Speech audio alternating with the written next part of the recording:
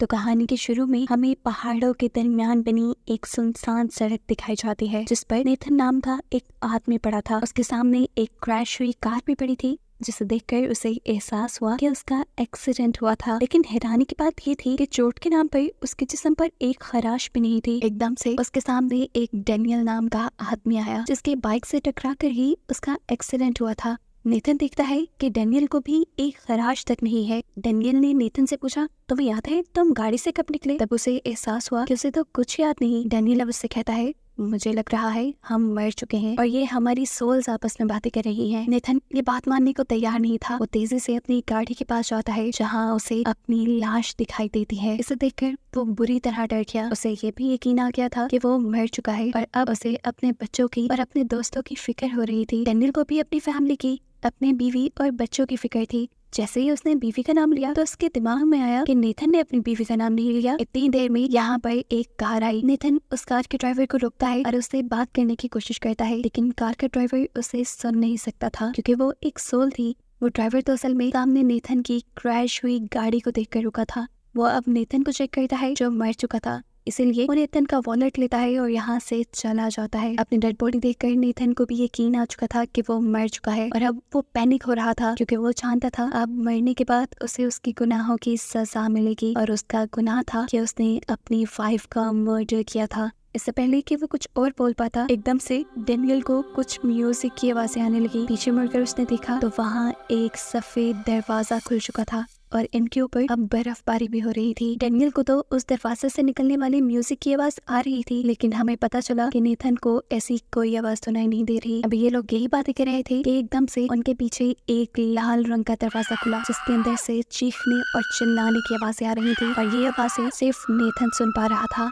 अब इन दोनों ने सोचा कि ये सफेद दरवाजा जन्नत का हो सकता है, जबकि वो लाल वाला दरवाजा हेल का है। और क्योंकि हेल से निकले हुए दरवाजे की आवाज नेथन सुन पा रहा था, तो इसका मतलब नेथन हेल में जाने वाला था और उसे उसकी वाइफ के मर्डर की सजा मिलने वाली थी। जबकि डेनियल को सफेद दरवाजे में से आवाजें आ रही थी, इसीलिए डेनियल जाने वाला था हेवन में। पैनिक हो गए नेथन डेनियल से कहता है, मैंने उसका मर्डर नहीं किया, मैंने तो उसकी मदद की थी। वो बीमार थी, अपनी बीमारी में तड़पती थी, मैंने तो बस उसकी तड़प खत्म की। डेनियल उसकी बातों पे ज्यादा ध्यान नहीं देता और खुद हेवन के दरवाजे की तरफ बढ़ जाता है। उसको हेवन के दरवाजे की तरफ बढ़ता देख नेथन उसे धक्का देकर दूर फेंक देता है और खुद उस दरवाजे के अंदर जाने की कोशिश करता है, लेकिन कोई फायदा नहीं, क्योंकि उस दरवाजे ने नेथन को एक्सेप्ट नहीं किया। ये देखकर डेनियल उससे कहता है, तुम्हें एक अच्छे इंसान की तरह बिहेव करना चाहिए, तभी तुम्हारे लिए कि हेवन का दरवाजा खुलेगा। उसके बाद मानते हुए नेथन कन्फेस करता है कि माफ करना, मैंने तुम्हारी बाइक को जानबूझकर नहीं धक्का दिया था। डेनियल अब उसके गले लगता है और बताता है कि इसमें सारी गलती तुम्हारी नहीं, असल में मेरा भी ध्यान भटका हुआ था सामने रोड पे चलने वाली बच्ची को देखकर। ये कहकर वो खुद हेवन के दरवाजे के अंदर चला जाता है। लेकिन हैरानकुन बात ये थी कि वो दरवाजा पार करके भी इसी दुनिया में घूम रहा था। अब यही उन्हें वो बच्ची नजर आती है जिसको देखकर डेनियल डिस्ट्रैक्ट हुआ था,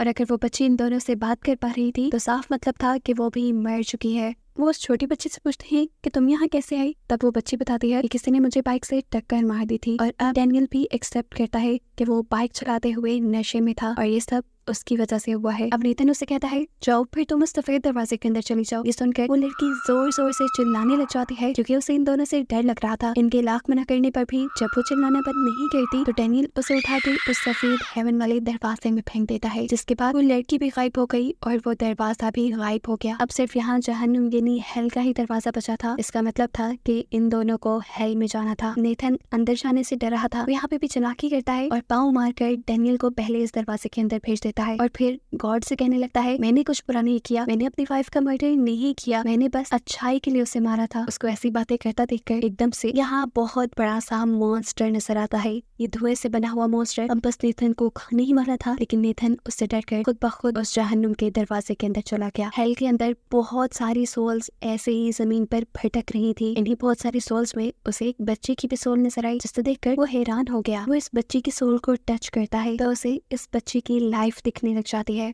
इस बच्ची को असल में दुनिया के अंदर कुछ खौफनाक चीजें नजर आती थी, जिससे वो हमेशा डरती थी। उसकी मॉम को लगता था कि वो बच्ची बीमार है, वो उसका इलाज करवाना चाहती थी, जबकि उसके डैड को लगता था कि वो बच्ची उनके लिए खतरा है, इसलिए वो दोनों हर वक्त लड़ते रहते थे। अभी भी उसके मॉम डैड बहस कर रहे थे। उनको इग्नोर करते हुए वो किचन में जाती है और ब्रेड पर जैम लगाना शुरू कर देती है, वो भी बहुत ही अजीब तरीके से। उसे चाकू चलाते हुए बहुत ही मजा आ रहा था। इस सब के बाद हम उस बच्ची को उसकी थेरेपिस्ट के पास देखते हैं। थेरेपिस्ट को उस बच्ची ने बताया कि मुझे अपनी बहन को तंग करना, उसे पेंसिल चुभाना बहुत अच्छा लगता है, साथ ही साथ चाकू से खेलना भी, और उसे अपने माँ बाप को तंग करना भी पसंद है। वो बताती है कि मैं अपने मॉम डैड को चोट पे पहुंचाना चाहती हूँ। अगले सीन में हमें इस बच्ची को डाइनिंग टेबल पर बैठा दिखाया जाता है। वो जोर जोर से नाश्ते के लिए चिल्ला रही थी, लेकिन कोई भी उसकी आवाज सुनकर नहीं आया। फिर वो खुद उठकर चली गई और जब वो वापस आई तो उसके हाथ में सीरियल का एक बॉल था और साथ ही उसके कपड़ों पर खून के निशान भी लगे थे। कैमरा जब जमीन पे फोकस किया जाता है तो हमें देखने को मिला वहाँ जमीन पर इस बच्ची के पेरेंट्स की लाश थी। मतलब इस बच्ची ने अपने पेरेंट्स को मार डाला। वहाँ मार कर ये बच्ची चेक करती है कि क्या उसके माँ बाप सच में मर गए, और जब उसे ये यकीन आ जाता है तो वो अपनी मॉम की गाल पे गुड बाय किस करती है और फिर दोबारा से अपना जैम सैंडविच बनाकर अपनी बेसमेंट में चली जाती है, जहाँ उसका एक दोस्त रहा करता था। उसका ये दोस्त दिखने में काफी डरावना था। उसका नाम टॉनी था। ये कोई अजीब सी क्रिएचर थी। अब क्योंकि उसके माँ बाप मर गए थे तो वो बड़ी आसानी से टॉनी को ऊपर ला सकती थी। वो टॉनी को ऊपर ले आती है, जहाँ टॉनी आकर बहुत ज्यादा खुश होता है क्योंकि उसने सूरज और बाहर की दुनिया पहली मर्तबा देखी थी। वो खुद टॉनी को नहलाती है और अपने डैड के कपड़े देकर तैयार कर देती है। फिर ये दोनों नाश्ता करते हैं। उसके बाद टॉनी उसकी मदद करता है उसके पेरेंट्स की लाशें ठिकाने लगाने में, लेकिन अपने पेरेंट्स के जाने से पहले वो उनको कुछ दिखाना चाहती थी। वो यहाँ अपनी इमेजिनेशन में एक थिएटर शो क्रिएट कर लेती है। वो टॉनी को सबके सामने लेकर आती है। उसने मुजरिमों जैसे कपड़े पहने हुए थे। वो अपनी ऑडियंस को बताती है कि टॉनी एक किलर है और इसे इसके किए की सजा मिलनी चाहिए। टॉनी यहाँ सबसे कहता है, नहीं मैंने कुछ नहीं किया, मैं तो हमेशा अपने गार में रहता था। लेकिन यहाँ जीन ये बच्ची सबसे कहती है, नहीं इसी ने मारा है मेरे बाप को। तो फिर बताओ इसकी क्या सजा मिलनी चाहिए? उसे फांसी पे लटका दे या ऐसे ही जेल में डाल दे? जिसके बाद जीन अपनी ही इमेजिनेशन में उसे फांसी देकर मार देती है। असल में ऐसा यहाँ कुछ भी नहीं हो रहा था। टॉनी अभी भी जीन की मदद कर रहा था उसके पेरेंट्स की डेड बॉडी को ठिकाने लगाने में, जबकि जीन बेड के ऊपर चढ़कर खेल रही थी, जिस बेड के नीचे उसकी मोम की डेड बॉडी थी। इसके बाद टॉनी शीशे के पास खड़ा होता है तो पता चलता है कि वो तो अपने आप को शीशे में देख नहीं पा रहा था। साफ मतलब था कि टॉनी सिर्फ जीन की इमेजिनेशन में था, वो सच में एक्सिस्ट नहीं करता था। और इससे हमें ये भी अंदाजा हो गया कि जीन ने खुद अपने मॉम डैड को मारा है और इल्जाम वो बार बार टॉनी पर लगाती है। अगले दिन टॉनी और जीन बैठकर जब नाश्ता कर रहे थे तभी दरवाजे पे नॉक हुई। जीन चेक करने के लिए गई तो वहाँ एक पोस्टमैन था जिसे डिलीवरी देने के लिए किसी बड़े आदमी की जरूरत थी। वो पूरे घर में शोर मचाती है, टॉनी टॉनी, लेकिन टॉनी उसे कहीं नहीं मिलता। आखिर वो डिलीवरी मैन ही चला जाता है। इस डिलीवरी मैन के जाने के बाद उसे टॉनी मिल भी गया उसी कमरे में जिस कमरे में उसने अपने पेरेंट्स की डेड बॉडी को छुपाया था। वहाँ जाकर उसने देखा कि टॉनी उसके पेरेंट्स की डेड बॉडी खा रहा है। इसके बाद अगले सीन में हमें जीन के खिलौनों को जलता हुआ दिखाया जाता है, जो भी जीन ने ही जलाए होंगे। इसके बाद वो अपनी बहन के पास गई और उसने अपनी बहन से कहा, चलो टॉनी को भूख लगी है। वो अपनी छोटी बहन को लेकर किचन में चली गई और उसे ओवन में बिठाकर उसने ओवन जला दिया। जिसके बाद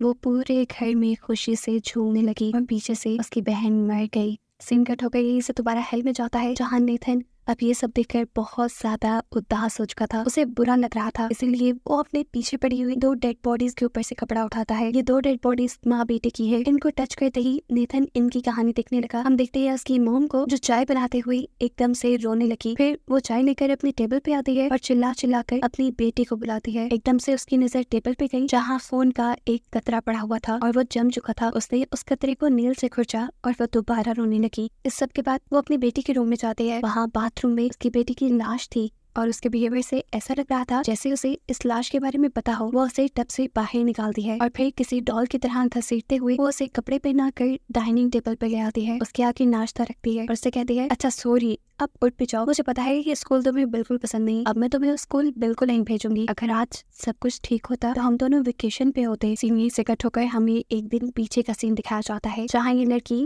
वॉशरूम में नहा रही थी। उसके मॉम से आकर कहती है, जल्दी तैयार हो जाओ, रोज रोज स्कूल के लिए लेट नहीं हो सकते। लड़की भी तैयार होकर डाइनिंग टेबल पर आ जाती है और मॉम से कहती है, मॉम मुझे स्कूल नहीं जाना, मुझे वो स्कूल बिल्कुल पसंद नहीं, वहाँ पर सब मुझे बुली करते हैं। टेबल पर बैठे हुए उसके हाथ में एक चाकू था जो गलती से उसकी फिंगर पर लग गया और खून उसने टेबल पे लगा दिया। यही जमा हुआ खून तो पिछले सीन में उसकी मॉम ने टेबल से उतारा था। खैर, यहाँ हमें दिखाया जाता है कि वो दोनों दोबारा बहस कर रही है। उसकी बेटी स्कूल नहीं जाना चाहती, जबकि वो अपनी बेटी से कहती है अरे कुछ नहीं होता, नया स्कूल है, दोस्त पर आने में वक्त लगता है। लेकिन उसकी बेटी स्कूल छोड़ना चाहती थी। सीन्स अब दोबारा प्रेजेंट में आए, जहाँ उसकी मॉम ने उसे व्हील चेयर पर बिठाया और उसे कहा चलो आज हम वेकेशंस पे जा रहे हैं। वो उसे लेकर बाहर जाने ही वाली थी कि अचानक उसका मोबाइल बजने लगा और फिर दरवाजे पे भी नॉक हुआ। उसने दरवाजा खोला तो हैरानकुन बात ये थी कि दरवाजे के सामने एक वॉल थी। थोड़ी देर में उसे होश आया और उसे पता चला ये एक वॉल नहीं है, बल्कि उसके सामने उसकी नेबर खड़ी है जो उसे होश में लाने की कोशिश कर रही थी। घबरा कर वो अपनी नेबर को जवाब देती है असल में हम वेकेशन पे जा रहे हैं। नेबर को उसका ये बिहेवियर काफी अजीब लग रहा था, इसीलिए नेबर उसे जबरदस्ती साइड करते हुए घर के अंदर आ जाती है, जहाँ उसे उसकी बेटी की डेड बॉडी दिखी। और सीन्स दोबारा एक दिन पीछे शिफ्ट हो गए, जहां हमें दिखाया गया कि 4 लोग मिलकर इस लड़की को बहुत ही बुरे तरीके से बुली कर रहे थे। वो जबरदस्ती उसे वॉशरूम से बाहर निकालते हैं और उसे घुटनों के बल बिठाकर उससे अपने जूते चटवाने लग जाते हैं। एक लड़की उसकी वीडियो भी बना रही थी, बस यही बेइज्जती तो वो बर्दाश्त नहीं कर पाई और उसने अपनी जान ले ली। अब प्रेजेंट में उसकी मॉम उसे गाड़ी में बिठाकर कहीं ले जा रही थी। वो गुस्से में उससे कहती है अरे कुछ तो बोलो, मेरे से बात तो करो। लेकिन जब उनकी बेटी उसे कोई जवाब नहीं देती तो वो समझ गई कि उसकी बेटी मर गई है। वो हकीकत को एक्सेप्ट करती हैं और उसकी आंखें बंद कर देती हैं। वो रो रही थी और इमोशनल होकर उन्होंने ड्राइविंग से अपना कंट्रोल खो दिया और उनकी गाड़ी जाकर एक दरख्त से टकरा गई। थोड़ी देर में फायर फाइटर्स यहाँ पर पहुंचे, उस औरत को कार से बाहर निकाला, लेकिन वो अपनी बेटी को अकेला छोड़कर बाहर नहीं आना चाहती थी। लेकिन फायर फाइटर जबरदस्ती उसे बाहर निकाल देते हैं और साथ में उसकी बेटी की डेड बॉडी को भी, जिसके बारे में उन्हें लगा कि शायद ये लड़की इस एक्सीडेंट में ही मारी गई है। उसकी सुसाइड का तो इन्हें पता ही नहीं चला। ये सब देखने के बाद नेथन अब बुरी तरह डर चुका था। वो और किसी डेड बॉडी को टच करना नहीं चाहता था, इसीलिए वो पीछे हो गया। और तभी यहाँ पर हेल का गार्ड आ गया, जिसने उसे कहा कि तुम यहाँ अपने बुरे कामों की वजह से हो और अब मैं तुम्हें तुम्हारे बुरे कामों के लिए सजा दूंगा। नेथन उसे समझाने की कोशिश करता है अरे मैंने बुरा काम नहीं किया था, मैंने अच्छा ही काम किया था, मैंने उसे उसके दर्द से आजादी दी थी। तब वो गार्ड उसे जवाब देता है नहीं, जो भी था तुम्हें उसकी जान लेने का हक नहीं था और अब तुम्हें उसकी सजा मिलेगी। वो उसे अंधेरे कमरे में ले जाता है जहाँ पर बहुत सी सोल्स और भी थी। वो कहता है अब तुम्हें यहाँ पर 4000 साल रहना होगा। ये कहकर वो यहाँ से चला गया और नेथन परेशान खड़ा रह गया। उसे समझ नहीं आ रही थी कि वो क्या करे। तभी उसके सामने एक बहुत बड़ी सी सोल आ जाती है जो उसे तंग करना शुरू कर देती है। नेथन उसे कुछ नहीं कह पाता, वो बहुत बड़ी थी। उसने नेथन को उठाकर मारना शुरू कर दिया। उसने नेथन को इतना मारा, इतना मारा, इतना मारा कि वो इस सोल की दुनिया में भी मर गया। ये देखकर डेविल जल्दी से यहाँ आया और उस सोल को डांटने लगा कि तुमने ये क्या कर दिया, तुमने अब उसे असल दुनिया में पहुंचा दिया है। सीन कट होकर हमें हॉस्पिटल में एक बच्चे को दिखाया जाता है जिसके अंदर अब नेथन की सोल आ चुकी थी, यानी उसे दोबारा जिंदगी मिल चुकी थी। और इसी को दिखाते हुए ये कहानी यहाँ खत्म हो जाती है।